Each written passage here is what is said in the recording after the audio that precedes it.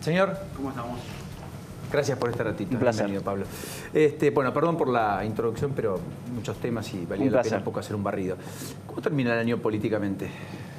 El año termina revolucionado, como está la política argentina hace varios años, con liderazgos raros, con liderazgos estructuralmente débiles, rompiendo patrones. El patrón hoy en la Argentina es que no hay patrón. Gobiernan en lugares personas que pertenecen a espacios que hasta hace algunos años no existían o que pertenecen a espacios que nunca hubiésemos pensado que gobiernan en esos lugares.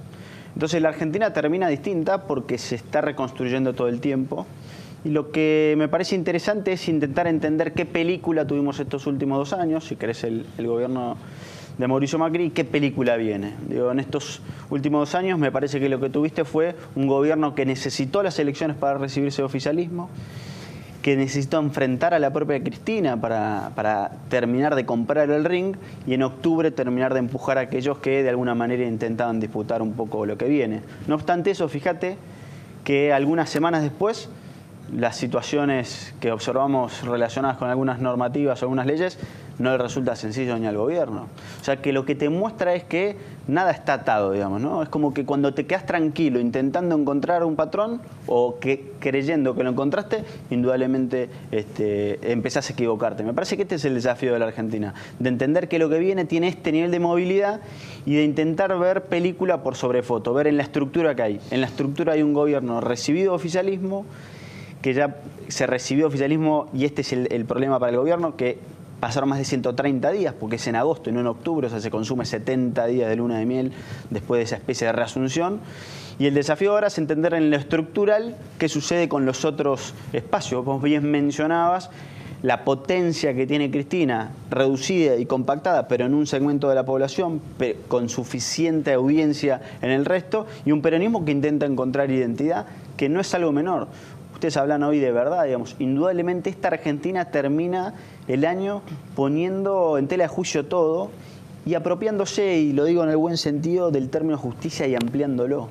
El argentino empieza a pedir justicia, se lo pide a la política, se lo pide a la justicia, se lo pide a la policía, pero le empieza a pedir justicia a todos en el sentido que cree que es justo tener buena educación, cree que es justo tener buenos hospitales, cree que es justo que digamos la verdad. Y me parece que eso hace que termine la Argentina con una ciudadanía más poderosa. Yo no sé si Macri, Cristina, la Argentina, los argentinos, a mí me parece que están en una situación de mayor poder de lo que tenían antes. ¿Las protestas y cacerolas por la reforma previsional muestran un poco eso también? Sin lugar a dudas. Te muestran que hayan golpeado en lugares en donde Cambiemos tuvo una gran performance electoral. Es que lo que te muestra es que es melancólico hablar de las elecciones. Los que ganaron y los que perdieron. Esa es otra Argentina. Parece que fue hace años. La Argentina de hoy es la Argentina de la última hora. Es la Argentina de mañana.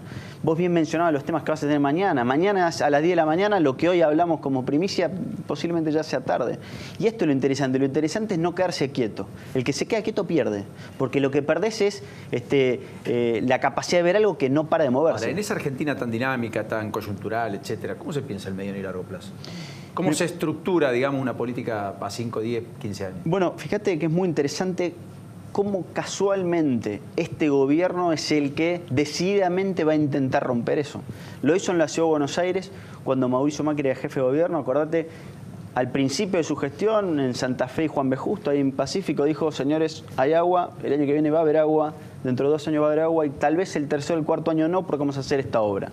Claro que el hambre no espera, digamos, como una obra pública. Indudablemente la Argentina sigue teniendo 1/3 de argentinos en una situación muy compleja. Para lo cual la respuesta la reclaman ayer, no para mañana. Digamos. Y siempre es tarde.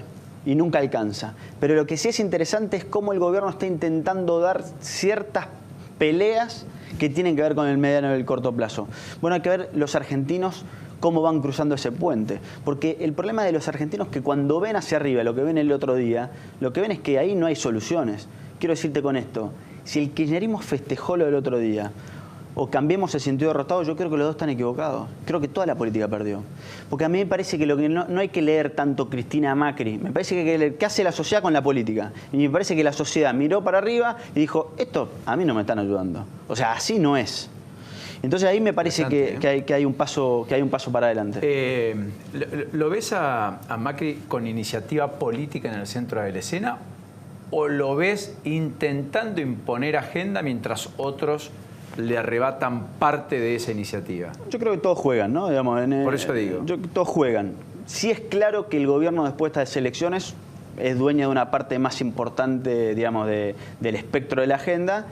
También creo que la dispersión opositora, especialmente kirchnerismo-peronismo, hace que el macrismo tenga un poquito más de ventaja.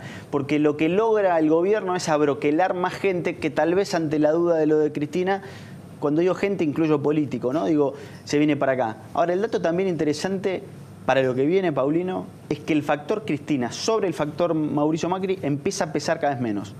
¿Es el más importante? Todavía sí, pero mucho menos que antes. Dicho de otro modo, empieza a ser Macri contra Macri lo que viene y no solo Macri contra Cristina. O sea, Macri lo perturba más la reforma previsional, la reforma laboral, lo que haga o deje de hacer con el transporte, con la obra pública, la autovía que haga o deje de hacer, la cloaca que llegue o no llegue, que cualquier cosa que pase en las afueras y en particular que pueda hacer o dejar de hacer Cristina. En esta Argentina que no tiene patrones partidarios por lo menos, el primer metro cuadrado, eso que decimos nosotros, tu cotidianeidad, empieza a ser el factor fundamental. Claro, la pregunta es quién hace algo mejor por mi metro cuadrado. Ahí es donde la dicotomía Cristina-Macri funciona, pero empieza a pesar cada vez más y casi exclusivamente qué hace Macri por mí. Porque el argentino hasta agosto enfrentaba en general las elecciones preguntándose primero qué hago con Cristina y después qué hago con el resto.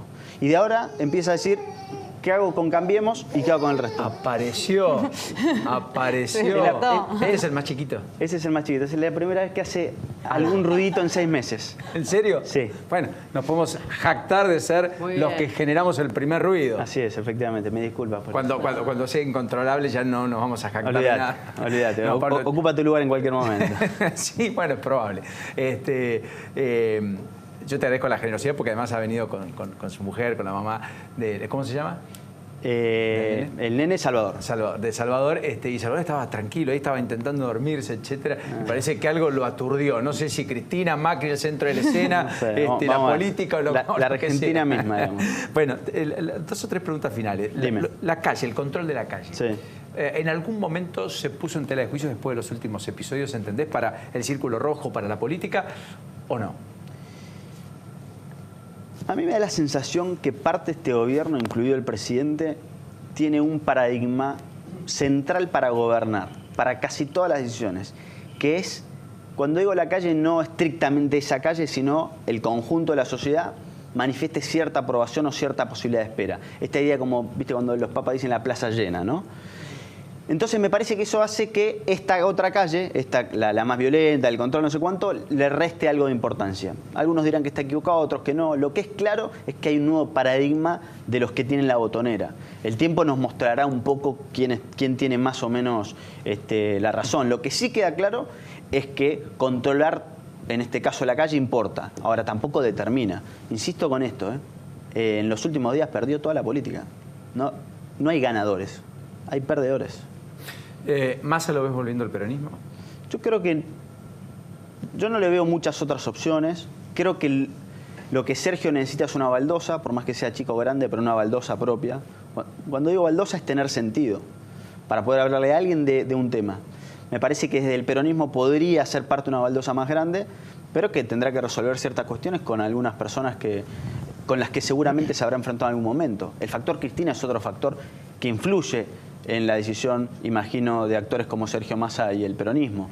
Porque el gran problema es qué sentido tienen estos actores frente a una Cristina que sigue, fíjate, con ausencia, gritando, y un gobierno que intenta controlar y gobernar, digamos. Entonces la gran pregunta es qué hacen esos actores. Insisto con de la baldosa. Si vos no tenés baldosa, si no tenés identidad, no te van a elegir. Te puede pasar lo peor que le pasó a Sergio Massa en la última elección, que es que te den la razón pero no te voten. Correcto.